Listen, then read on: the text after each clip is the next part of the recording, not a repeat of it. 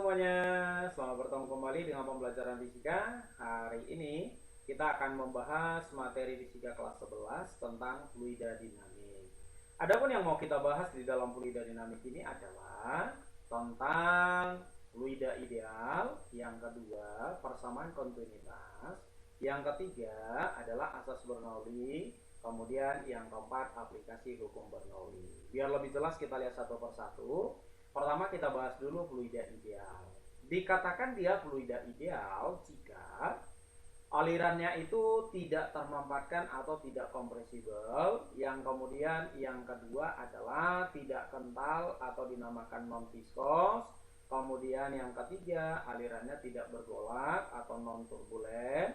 Yang keempat alirannya tidak tergantung kepada waktu atau Nah, yang kedua kita bahas dulu di sini adalah debit aliran. Debit aliran itu artinya adalah banyaknya air yang mengalir setiap satuan waktu. Banyaknya air yang mengalir ini hitungannya adalah dalam satuan volume. Sehingga definisinya bisa kita buat bahwa debit itu adalah volume setiap satuan waktu. Berarti kalau kita masukkan ke rumusnya, debit menjadi volume per T, volume dibagi dengan waktunya. Volumenya kita jabarkan dengan rumus luas penampangnya berapa dikali panjangnya. Kemudian waktunya kita jabarkan dengan rumus panjangnya berapa dibagi dengan kecepatan. Ini berasal dari rumus S sama dengan V kali T. S-nya itu adalah panjangnya, panjang pipa yang dilalui oleh airnya, kemudian dibagi dengan kecepatan airnya mengalir. Sehingga debitnya itu bisa kita buat dengan rumus A dikali V. Maka perhatikan nanti di sini kalau bicara tentang debit, berarti rumusnya itu nanti ada dua kemungkinan. Yang pertama adalah volume dibagi waktu, berarti nanti diketahui volume sama waktu. Yang kedua nanti adalah luas penampang kali kecepatan, ada luas penampang dan kecepatannya. Contoh, misalkan ada dibuat seperti ini, Rudi ingin mengisi ember yang memiliki kapasitas 20 liter, berarti volumenya 20 liter. Di sini berarti ada volume, di sini ada A, di sini ada kecepatan. Ditanya debit. Nah, dari data ini apa rumus debit yang kita pakai? Karena ada A dengan V, berarti yang kita pakai adalah nilai daripada debit A kali V. Kenapa nggak volume dibagi waktu kita pakai? Karena volumenya ada tapi waktunya nggak ada, jadi nggak bisa kita pakai. Yang ada adalah luas penampang sama kecepatan.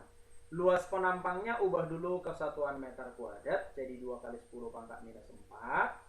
Kecepatannya 10, tinggal kita masukkan, maka kita peroleh bahwa debitnya sama dengan 2 kali 10 pangkat minus 3. Lalu yang kedua kita cari yang dinamakan dengan waktunya.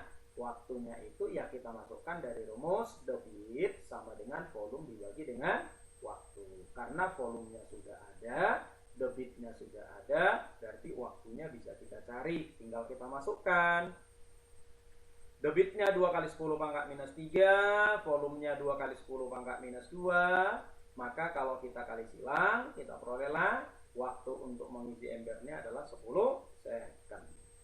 Nah, yang kedua, yang mau kita lihat adalah persamaan kontinuitas. Biar lebih paham, coba kamu ambil sebuah selang, lalu kamu alirkan air. Setelah kamu alirkan air, biarkan dulu mengalir airnya. Lalu kemudian yang kedua, di ujungnya itu kamu tutup dengan menggunakan jempol kamu. Apa yang terjadi? Yang terjadi adalah air yang mengalir lebih deras, lebih kencang dibandingkan dengan sebelum kamu tutup selangnya menggunakan jempol kamu. Kenapa bisa seperti itu? Karena debit alirannya itu adalah tetap. Jadi debit aliran atau banyaknya air yang keluar dari selang sebelum kamu tutup ujungnya dengan sesudah kamu tutup ujungnya menggunakan jari itu adalah selalu tetap. Jadi bisa kita gambarkan kira-kira seperti ini. Katakanlah misalnya ini ada sebuah selang dengan luas penampang yang berbeda. Misalkan di ujung ini luas penampangnya lebih besar, kemudian di ujung yang ini penampangnya lebih kecil. lalu mengalir air dari penampang yang besar menuju penampang yang lebih kecil. Ditanya misalnya, berarti kecepatan air di penampang yang lebih kecil ini berapa? Nah, berdasarkan prinsip di sini tadi, debit selalu tetap, maka bisa kita buat debit di penampang 1 sama dengan debit di penampang yang kedua. Maka kalau kita jabarkan rumus debit yang ada kecepatannya apa? Yaitu A kali P. Maka bisa kita buat A1 kali P1 sama dengan A2 kita kalikan dengan nilai daripada P2. Contoh, misalkan kita buat seperti ini. Sebuah pipa dengan diameter 12 cm, ujungnya menyempit dengan diameter 8 cm. Jika kecepatan aliran di bagian pipa yang besar 10 cm per second, berapakah aliran di penampang yang kecil? Jadi di sini nih sudah diketahui kecepatannya 10 cm per second. Ditanya, di penampang yang lebih kecil ini berapa? Makin cepat atau makin lambat dibandingkan penampang yang besar? Iya, semakin kecil penampangnya berarti kecepatannya semakin besar. Pertanyaannya berapa nilainya? Ya tinggal masukkan ke persamaan kontinuitas tadi. A2 kali P2 sama dengan A1 kali P1. Luas penampangnya berapa? Yang diketahui adalah diameter. Apa hubungan luas penampang dengan diameter? Nah, jangan lupa rumus dasar dari luas penampang adalah pi R kuadrat. Nah, R-nya itu berapa? R itu adalah setengah dari diameternya. Maka kalau setengah diameternya kita kuadratkan, kita masukkan kemari setengah D, maka akan kita peroleh 1/4 D kuadrat. Sehingga luas penampangnya menjadi 1/4 pi D kuadrat. Maka kalau ini kita masukkan kemari, berarti A2 1/4 pi kali D2 kuadrat kali P2 sama dengan 1/4 pi kali D1 kuadrat, kita kalikan dengan nilai P1. Maka 1/4 pi dengan 1/4 pi nya habis, sehingga kalau kita cari, kita peroleh P2 sama dengan D1 per D2 pangkat 2 kali D1. Tinggal masukkan angkanya. Diameter yang pertama sama dengan 12, yang kedua 8, kita kuadratkan, kita kali dengan 10. Kemudian ini kalau kita selesaikan, maka akan kita peroleh nilai P2 nya sama dengan 22,5 cm per second. Baik, yang berikutnya kita akan berbicara tentang asas Bernoulli. Biar lebih paham tentang asas Bernoulli ini, coba kamu perhatikan dulu video berikut. Di sini dibuat ada sebuah bola diletakkan di atas hair dryer, lalu hair dryernya dihidupkan, dan ternyata bolanya melayang dan bolanya tidak jatuh. Pertanyaannya, kenapa bisa bolanya tidak jatuh?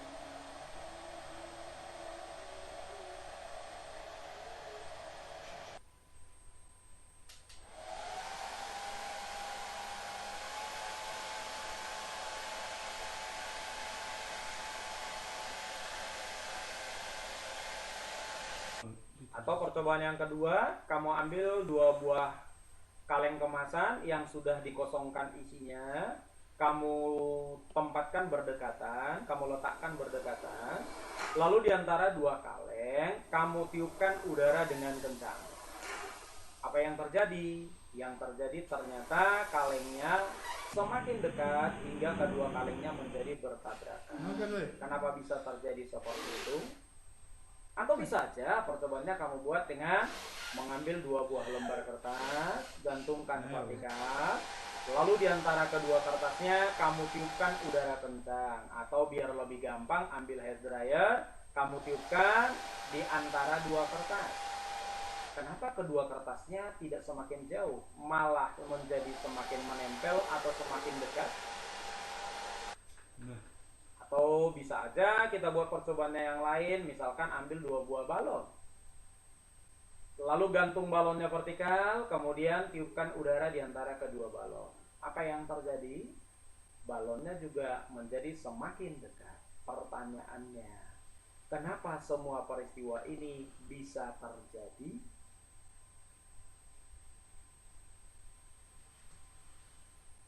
Ternyata peristiwa ini bisa terjadi itu bisa kita lihat dari pembuktian yang dilakukan oleh Daniel Bernoulli. Daniel Bernoulli membuktikan bahwa semakin besar kecepatan sebuah fluida, ternyata tekanan di situ semakin kecil.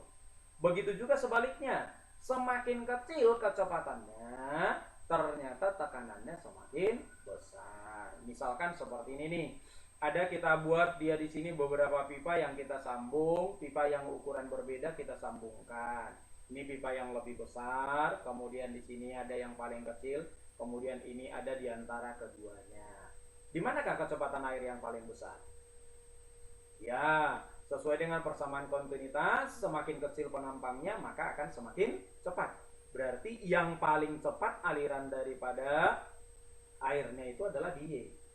Karena di sini yang paling besar, maka sesuai dengan pernyataannya ini, berarti tekanan di sini yang paling kecil. Maka itu terlihat dari airnya yang lebih rendah dibandingkan yang lain. Di X, airnya itu mengalir lebih lambat, tapi kelihatan airnya itu lebih tinggi dibandingkan yang sebelumnya, yang bandingkan yang lainnya. Kenapa? Karena tekanan di sini lebih besar. Nah, itu kalau kita perhatikan asas Bernoulli. Sehingga asas Bernoulli ini ditetapkan menghasilkan satu hukum, namanya hukum Bernoulli. Hukum Bernoulli itu diturunkan dari hukum kekekalan energi, yaitu bahwa jumlah daripada tekanan dengan rho GH dengan setengah rho V kuadrat di semua tempat itu adalah nilainya selalu konstan. Misalkan kita buat seperti ini. Katakanlah misalnya ini ada sebuah pipa. Atau kita katakanlah misalnya ada sebuah selang yang dialiri oleh air atau fluida dengan penampang yang berbeda dan ketinggian yang berbeda. Misalkan yang ini adalah tingginya H1, yang ini tingginya H2. Di sini bekerja tekanan fluida sebesar nilai daripada P1. Di ujung yang sini bekerja tekanannya adalah sebesar nilai P2. Dan di sini mengalir air dengan kecepatan V1, di sini mengalir air dengan kecepatan V2. Maka sesuai dengan hukum Bernoulli, tekanan di sini tambahkan dengan rho GH di sini, tambah dengan setengah rho V kuadrat di sini, harus sama dengan tekanan di sini, ditambah setengah rho V kuadrat di sini, tambah dengan rho GH di sini.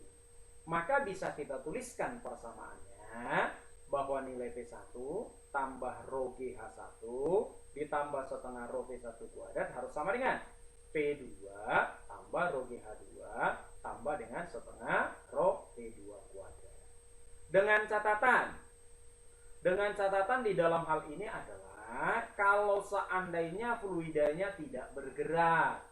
Jadi misalkan di sini dibuat ada air di dalam sebuah selang, tapi airnya itu tidak mengalir.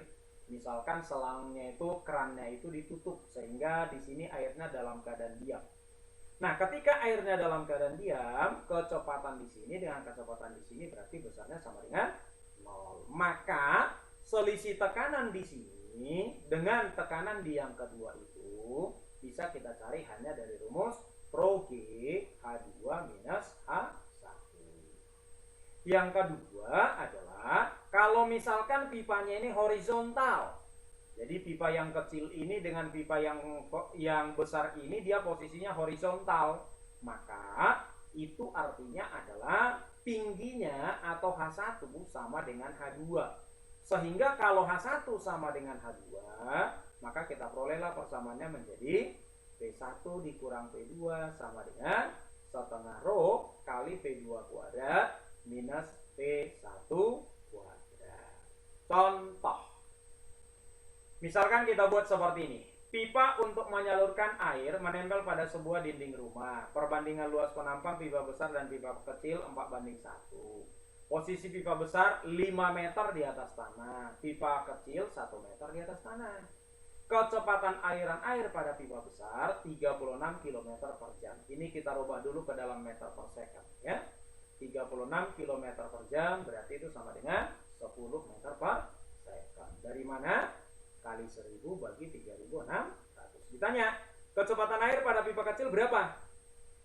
Untuk mencari kecepatan air pada pipa kecil, ini kita gunakan persamaan kontinuitas. Apa itu? A1 kali V1 sama dengan A2 kita kali dengan P2. A1-nya di sini sudah diketahui perbandingan luas penampang 4:1. Berarti kita masukkan aja A1-nya adalah 4, A2-nya 1. Di penampang yang besar, berarti yang perbandingannya 4, kecepatannya itu adalah 10 meter per second, yaitu 36 km per jam. Maka tinggal kita buat. Kita buat ini menjadi sama dengan A2-nya tadi 1, P2-nya yang kita cari. Kita perolehlah P2-nya itu sama dengan 40 meter per second. Pertanyaan kedua, selisih tekanan pada kedua pipa. Nah, ini kan kita gunakan asas Bernoulli-nya. Dari rumus persamaan Bernoulli, P1 tambah setengah rho V1 kuadrat tambah rho GH1 sama dengan P2 plus setengah rho kali P2 kuadrat plus rho GH2.